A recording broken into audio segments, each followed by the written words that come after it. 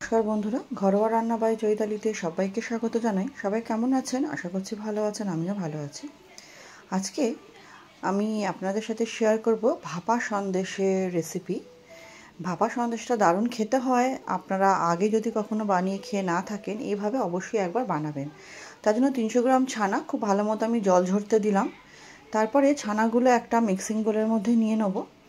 নিয়ে এর মধ্যে আমুলের যে গুঁড়ো দুধ পাওয়া যায় 10 টাকা প্যাকেট, 2 প্যাকেট দিয়ে দেবো। 5 থেকে 6 চামচ চিনি। আর আমি দিয়ে দেবো কিছুই এলাচের দানা।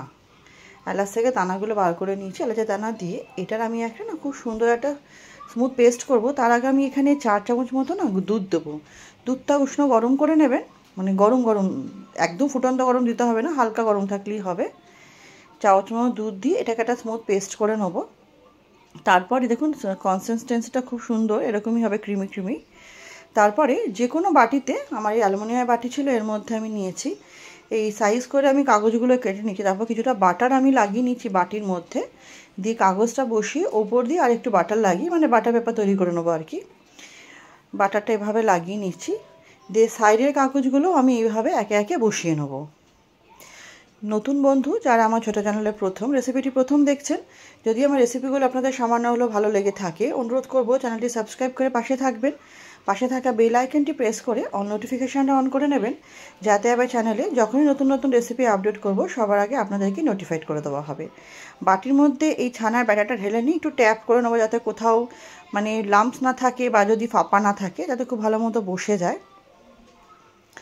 তারপরে ওপর দিয়ে আমি কিছু অ্যালমন্ডস কুচি করে রেখেছিলাম, সেটা আমি ভালো মতো ছড়িয়ে দেবো। দিয়ে কড়াইতে আমি কিছুটা জল গরম হতে দিয়েছিলাম, তার মধ্যে স্ট্যান্ড বসিয়ে বাটিটা বসিয়ে দেবো। বাটিটা বসিয়ে দিয়ে খুব ভালো মতো ঢাকা দিয়ে এটাকে আমি ওই আধ ঘন্টা মতো স্টিমে রেখেছিলাম। তারপরে নামিয়ে নেবো। রেসিপিটা আশা করছি আপনাদের ভালো লাগবে। ভালো লাগলে অনুরোধ করবো অবশ্যই ট্রাই করবেন মিষ্টির রেসিপিটা। কেমন লাগলো কমেন্ট সেকশানে জানাবেন, অবশ্যই ছবি সহ জানালে খুশি হব। ভালো লাগলে লাইক করে দেবেন, ফ্রেন্ডস ফ্যামিলির সাথে শেয়ার করবেন। তা বাটি থেকে বার করে নিয়ে এরকম থালার মধ্যে নিয়ে ব্যাস আর কি, পিস পিস করে কেটে ঠান্ডা ঠান্ডা হোক বা নর্মাল হতে হয়ে সন্দেশটা পরিবেশন করবেন।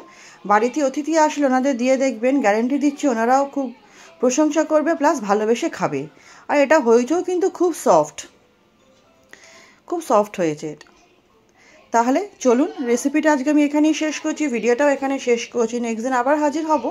সবাই খুব ভালো থাকবেন, সুস্থ থাকবেন, সাবধানে থাকবেন।